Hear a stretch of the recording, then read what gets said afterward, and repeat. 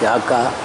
वो कौन है जिसने वेद और विज्ञान को सबसे पहले ढूंढा था? अच्छा, उत्तर तो मैंने पहले दे दिया जब वेद की बात कही गई थी। उत्तर देता हूँ बैठ, शायद पहले से लिखा होगा प्रश्न। ये जो जगत है ना, सृष्टि, देखा है? कुछ न कुछ तो सृष्टि दिखाई पड़ती होगी, सुनाई पड़ती होगी। भूगोल है, खगोल है, ये सब जानते हैं ना। इस सब को बनाने वाला कोई होगा या नहीं? क्या माइक जो बना है किसी यांत्रिक मांत्रिक ने बनाया होगा या नहीं?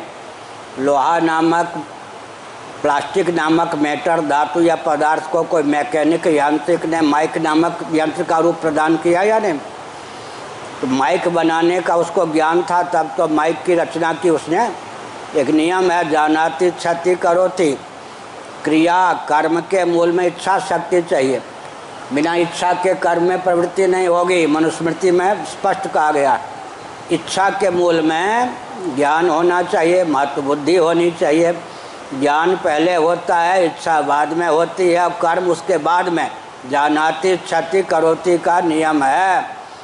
तो जिस परमात्मा ने महासर्ग के प्रारंभ में सृष्टि की संरचना की, उसके पास अनादिकाल से पूर्ण ज्ञान विज्ञान था। केवल उसको उसने सृष्टि के प्रारंभ में व्यक्त करके दिखा दिया।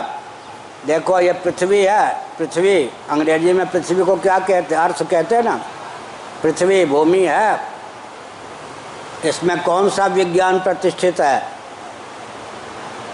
जितने ही पेड़ पौधे हैं और खुदकने वाले चिड़िए चींटी मनुष्य इत्यादि हैं, सब प्राणी पृथ्वी से उत्पन्न होते हैं नहीं? पृथ्वी में एक कौन सा विज्ञान प्रतिष्ठित है?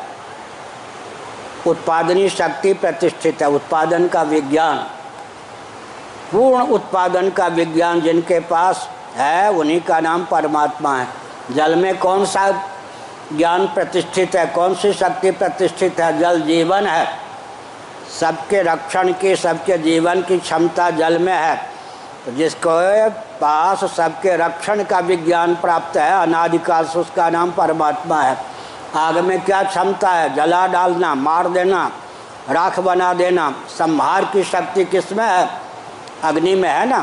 तो जिस परमात्मा में संहार का ज्ञान है, सृष्टि बनाता भी है, सृष्टि का उचित समय तक पालन करता है, उचित समय पर बंटा ढार भी कर देता है।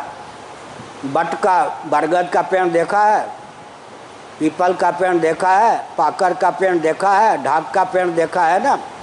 कौन सी ऐसी शक्ति है कि समय पे पत्तियों को लगा देती है? कौन सी ऐसी शक्ति है जो समय तक पत्तियों का पालन करती जाती है, पोषण? कौन सी ऐसी शक्ति है जो पतझड़ कर देती है, उन पत्तियों को गिरा देती है? तो वृक्ष में भी उत्पादनी पालनी संहारणी शक्ति है या नहीं? वृक्ष में भी अंतश्चेतना, उत्पादन पालन संहार की विद्यमान है। इसी प्रकार से सबको निग्रह करना और जीवों पर अनुग्रह करना, 5 प्रकार के ज्ञान विज्ञान से संपन्न परमात्मा हैं।